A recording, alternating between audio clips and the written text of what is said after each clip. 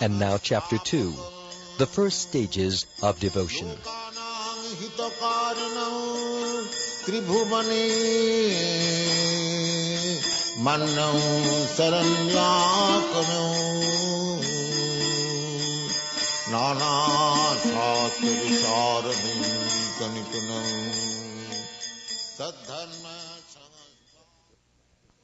The three categories of devotional service which Srila Rupa Goswami describes in Bhakti Rasamrita Sindhu are listed as devotional service in practice, devotional service in ecstasy, and devotional service in pure love of Godhead.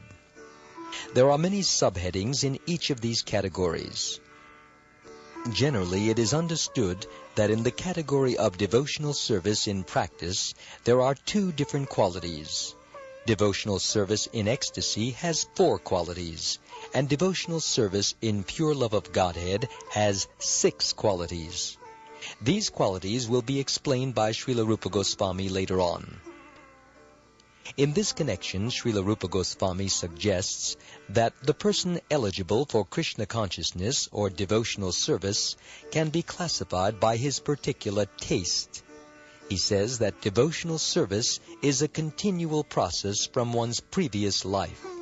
No one can take to devotional service unless he has had some previous connection with it. For example, suppose in this life I practice devotional service to some extent.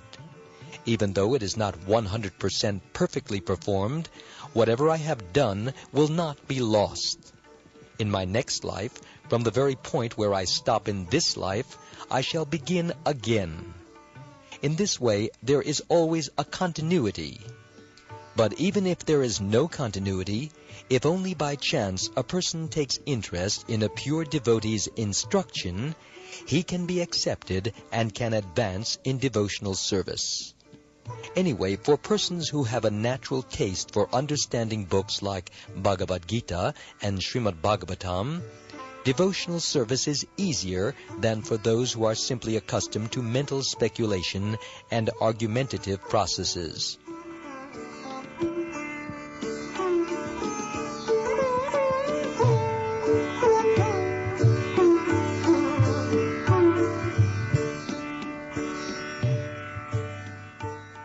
To support this statement, there are many authoritative assertions by the learned scholars of bygone ages. According to their general opinion, a person may become governed by certain convictions derived by his own arguments and decisions. Then another person, who may be a greater logician, will nullify these conclusions and establish another thesis. In this way, the path of argument will never be safe or conclusive. Srimad Bhagavatam recommends, therefore, that one follow in the footsteps of the authorities. Here is a general description of devotional service given by Srila Rupa Goswami in his Bhakti Rasamrita Sindhu. Previously, it has been stated that devotional service can be divided into 3 categories, namely devotional service in practice, devotional service in ecstasy, and devotional service in pure love of God.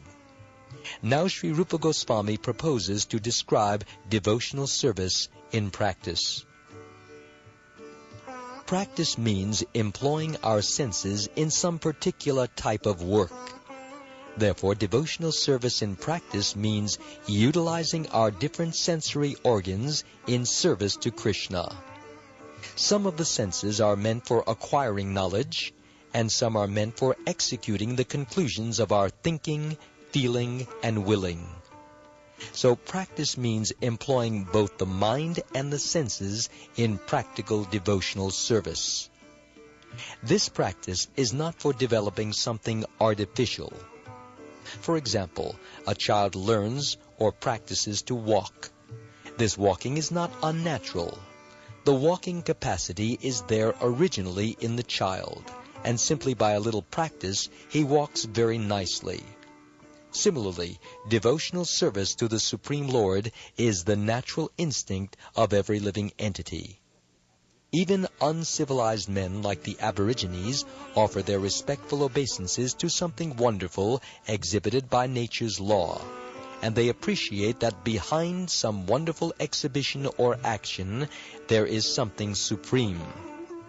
So this consciousness, though lying dormant in those who are materially contaminated, is found in every living entity, and when purified, this is called Krishna consciousness.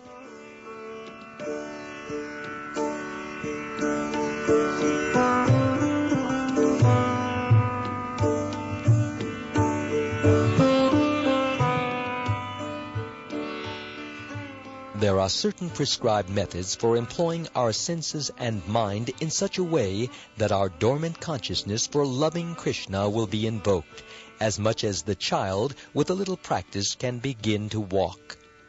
One who has no basic walking capacity cannot walk by practice. Similarly, Krishna consciousness cannot be aroused simply by practice. Actually, there is no such practice. When we wish to develop our innate capacity for devotional service, there are certain processes which, by our accepting and executing them, will cause that dormant capacity to be invoked. Such practice is called sadhana bhakti. Every living entity, under the spell of material energy, is held to be in an abnormal condition of madness. In Srimad Bhagavatam it is said, quote, "Generally, the conditioned soul is mad because he is always engaged in activities which are the causes of bondage and suffering." Unquote. Spirit soul in his original condition is joyful, blissful, eternal, and full of knowledge. Only by his implication in material activities has he become miserable, temporary, and full of ignorance. This is due to vikarma. Vikarma means actions which should not be done.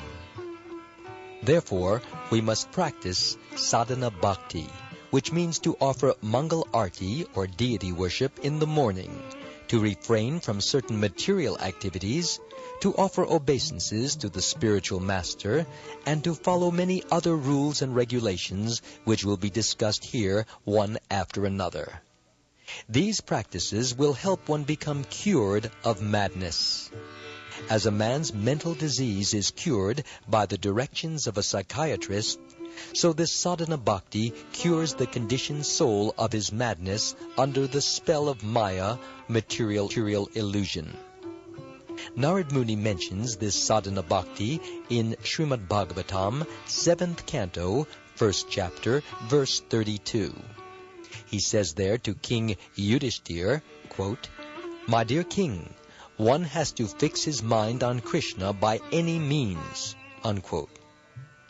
This is called Krishna consciousness. It is the duty of the Acharya, the spiritual master, to find the ways and means for his disciple to fix his mind on Krishna. That is the beginning of sadhana bhakti.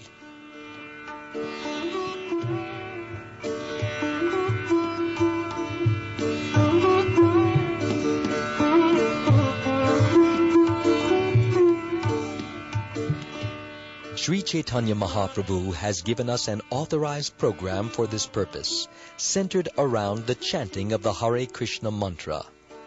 This chanting has so much power that it immediately attaches one to Krishna. That is the beginning of sadhana bhakti. Somehow or other, one has to fix his mind on Krishna. The great saint Ambarish Maharaj, although a responsible king, fixed his mind on Krishna. And similarly, anyone who tries to fix his mind in this way will very rapidly make progress in successfully reviving his original Krishna consciousness. Now, this sadhana bhakti, or practice of devotional service, may also be divided into two parts. The first part is called service according to regulative principles. One has to follow these different regulative principles by the order of the spiritual master or on the strength of authoritative scriptures. And there can be no question of refusal. That is called Vaidhi or regulated. One has to do it without argument. Another part of sadhana bhakti is called Raganuga. Raganuga refers to the point at which, by following the regulative principles, one becomes a little more attached to Krishna and executes devotional service out of natural love. For example, a person engaged in devotional service may be ordered to rise early in the morning and offer arti, which is a form of deity worship. In the beginning, by the order of his spiritual master, one rises early in the morning and offers arti, but then he develops real attachment. When he gets this attachment, he automatically tries to decorate the deity and prepare different kinds of dresses, and thinks of different plans to execute his devotional service nicely. Although it is within the category of practice, this offering of loving service is spontaneous. So the practice of devotional service, sadhana bhakti, can be divided into two parts, namely regulative and spontaneous.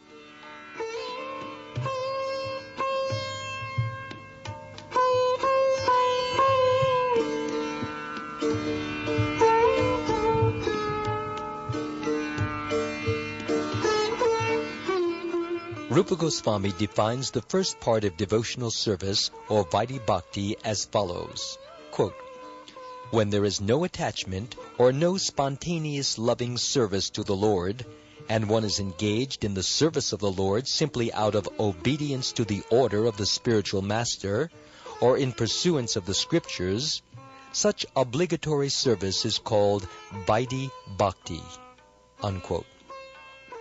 These principles of Vaidhi Bhakti are also described in Srimad Bhagavatam, 2nd Canto, 1st Chapter, verse 5, where Shukdev Goswami instructs the dying Maharaj Parikshit as to his course of action.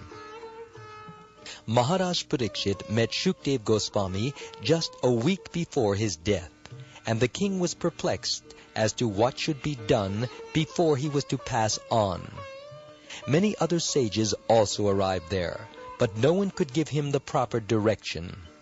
Shukdev Goswami, however, gave this direction to him as follows, quote, "My dear king, if you want to be fearless in meeting your death next week, for actually everyone is afraid at the point of death, then you must immediately begin the process of hearing and chanting and remembering God," unquote. If one can chant and hear Hare Krishna and always remember Lord Krishna, then he is sure to become fearless of death, which may come at any moment. In the statements of Shukdev Goswami, it is said that the Supreme Personality of Godhead is Krishna. Therefore, Shukdev recommends that one should always hear about Krishna. He does not recommend that one hear and chant about the demigods. The Mayavadis, or impersonalists, say that one may chant any name, either that of Krishna or those of the demigods, and the result will be the same. But actually, this is not a fact. According to the authorized version of Srimad Bhagavatam, one has to hear and chant about Lord Vishnu or Krishna only. So Shukdev Goswami has recommended to Parikshit Maharaj that in order to be fearless of death, one has to hear and chant and remember the Supreme Personality of Godhead, Krishna, by all means. He also mentions that the Supreme Personality of Godhead is Sarvatma. Sarvatma means the Supersoul of everyone. Krishna is also mentioned as Ishvara, the Supreme Controller who is situated in everyone's heart. Therefore, if some way or other we become attached to Krishna, he will make us free from all danger. In Bhagavad Gita it is said that anyone who becomes a devotee of the Lord is never vanquished. Others, however, are always vanquished. Vanquished means that after getting this human form of life, a person does not come out of the entanglement of birth and death, and thus misses his golden opportunity. Such a person does not know where he is being thrown by the laws of nature.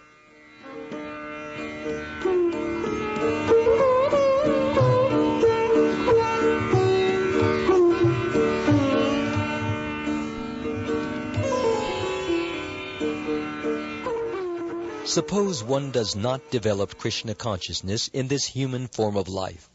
He will be thrown into the cycle of birth and death, involving 8,400,000 species of life, and his spiritual identity will remain lost.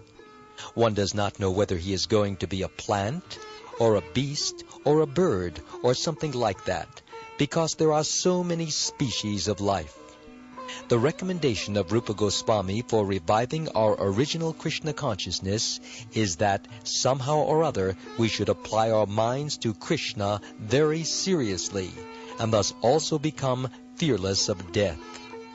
After death, we do not know our destination, because we are completely under the control of the laws of nature. Only Krishna, the Supreme Personality of Godhead, is controller over the laws of nature. Therefore, if we take shelter of Krishna seriously, there will be no fear of being thrown back into the cycle of so many species of life. A sincere devotee will surely be transferred to the abode of Krishna, as affirmed in Bhagavad Gita. In the Padma Purana also, the same process is advised. There it is said that one should always remember Lord Vishnu. This is called dhyana or meditation, always remembering Krishna. It is said that one has to meditate with his mind fixed upon Vishnu. Padma Purana recommends that one always fix his mind on the form of Vishnu by meditation, and not forget him at any moment. And this state of consciousness is called samadhi or trance.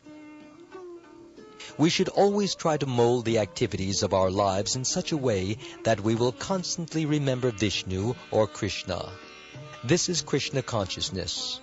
Whether one concentrates his mind on the four-handed form of Vishnu or on the form of two-handed Krishna, it is the same. The Padma Purana recommends, somehow or other, always think of Vishnu without forgetting him under any circumstances. Actually, this is the most basic of all regulative principles. For when there is an order from a superior about doing something, there is simultaneously a prohibition. When the order is that one should always remember Krishna, the prohibition is that one should never forget him. Within this simple order and prohibition, all regulative principles are found complete.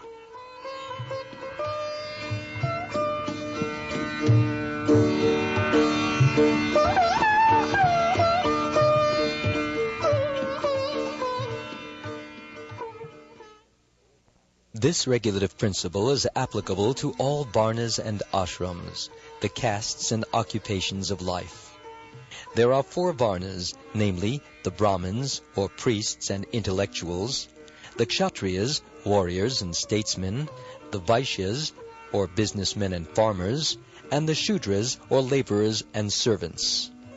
There are also 4 standard ashrams, namely Brahmacharya, or student life, Grahastha, or householder life, Vanaprastha, or retired, and Sannyas, or renounced. The regulative principles are not only for the brahmacharis or celibate students to follow, but are applicable for all. It doesn't matter whether one is a beginner, a brahmachari, or is very advanced, a sannyasi. The principle of remembering the Supreme Personality of Godhead constantly and not forgetting him at any moment is meant to be followed by everyone without fail. If this injunction is followed, then all other rules and regulations will automatically fall into line.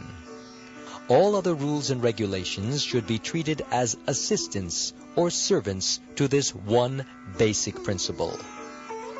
The injunctions of rules and regulations and the resultant reactions are mentioned in the 11th canto of Srimad Bhagavatam, 5th chapter, verses 2 and 3. Chamasa Muni, one of the 9 sages who came to instruct King Nimi, addressed the king and said, quote, "The 4 social orders, namely the Brahmins, the Kshatriyas, the Vaishyas, and the Shudras, have come out of the different parts of the universal form of the Supreme Lord as follows. The Brahmins have come out from the head. The Kshatriyas have come out from the arms. The Vaishyas have come out from the waist. And the Shudras have come out from the legs. Similarly, the Sannyasis have come out from the head, the Vanaprasthas from the arms, the Grahastas from the waist, and the Brahmacharis from the legs." Unquote. These different orders of society and grades of spiritual advancement are conceived in terms of qualification. It is confirmed in Bhagavad Gita that the 4 social orders and the 4 spiritual orders are created by the Lord Himself in terms of different individual qualities. As the different parts of the body have different types of activities, so the social orders and spiritual orders also have different types of activities in terms of qualification and position. The target of these activities, however, is always the Supreme Personality of Godhead. As confirmed in Bhagavad Gita, quote, "He is the Supreme Enjoyer." Unquote. So, whether one is a Brahmin or a Shudra, one has to satisfy the Supreme Lord by one's activities. This is also confirmed in Srimad Bhagavatam by a verse which reads, quote, "Everyone must be engaged in his particular duty, but the perfection of such work should be tested by how far the Lord is satisfied with such activities." Unquote. The injunction herein is that one has to act according to his position, and by such activities one must either satisfy the Supreme Personality or else fall down from one's position.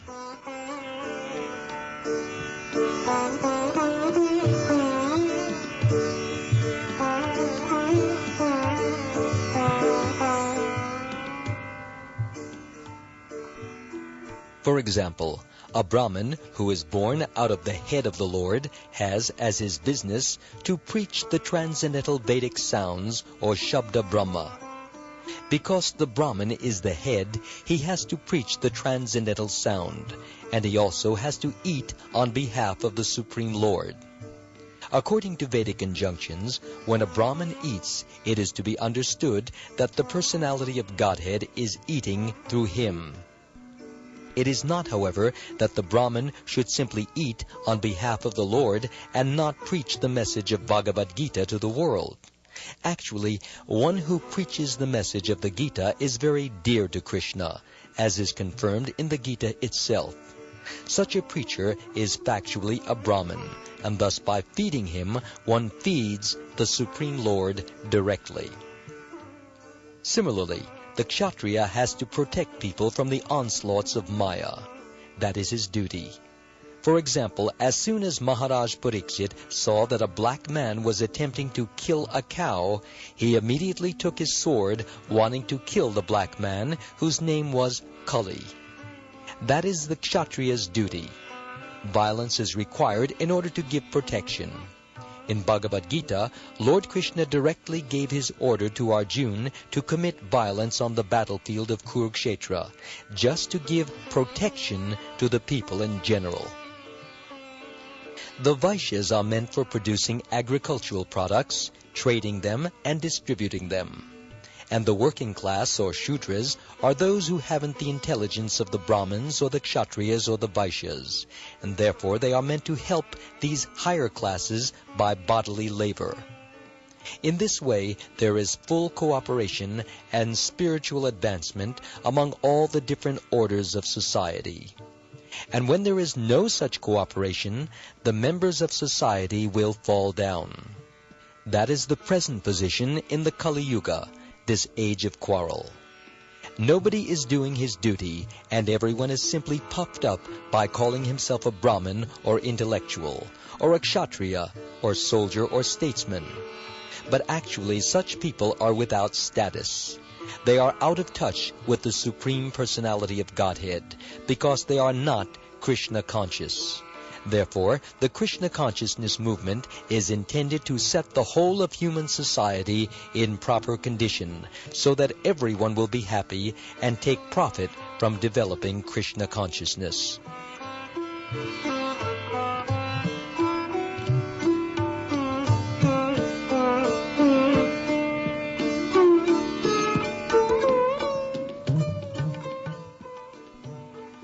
Lord Sri Krishna instructed Uddhava that by following the injunctions of the social and spiritual orders of human society, one can satisfy the Supreme Personality of Godhead, and as a result of such satisfaction, the whole society gets all the necessities of life amply and without difficulty.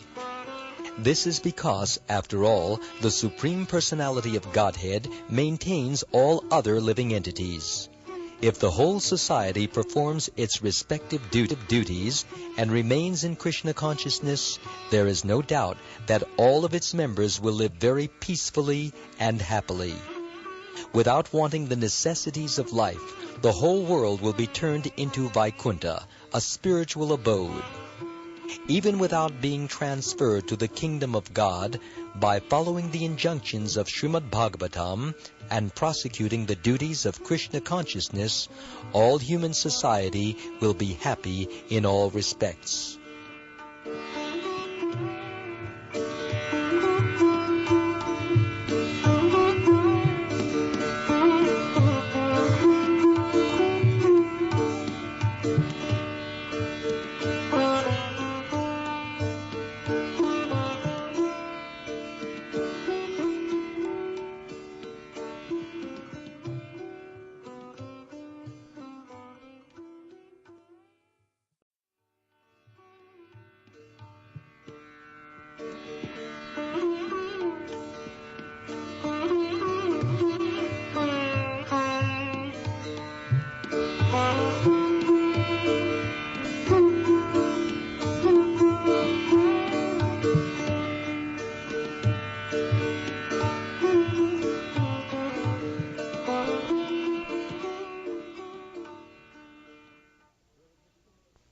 There is a similar statement by Sri Krishna himself to Uddhava in the 11th canto of the Srimad Bhagavatam, 27th chapter, verse 49. The Lord says there, quote, "My dear Uddhava, all persons are engaged in activities, whether those indicated in the revealed scriptures or ordinary worldly activities. If, by the result of either of such activities, they worship me in Krishna consciousness, then automatically they become very happy within this world, as well as in the next. Of this there is no doubt." Unquote. We can conclude from this statement by Krishna that activities in Krishna consciousness will give everyone all perfection in all desires. Thus, the Krishna consciousness movement is so nice that there is no need of even designating oneself Brahmin, Kshatriya, Vaishya, Shudra, Brahmachari, Grahastha, Vanaprastha, or Sannyasi. Let everyone be engaged in whatever occupation he now has. Simply let him worship Lord Krishna by the result of his activities in Krishna consciousness. That will adjust the whole situation, and everyone will be happy and peaceful within this world. In the Narada Pancharatra, the regulative principles of devotional service are described as follows. Quote, "Any activities sanctioned in the revealed scriptures and aiming at the satisfaction of the Supreme Personality of Godhead are accepted by saintly teachers as the regulative principles of devotional service. If one regularly executes such service unto the Supreme Personality of Godhead under the direction of a bona fide spiritual master, then gradually he rises to the platform of serving in pure love of God."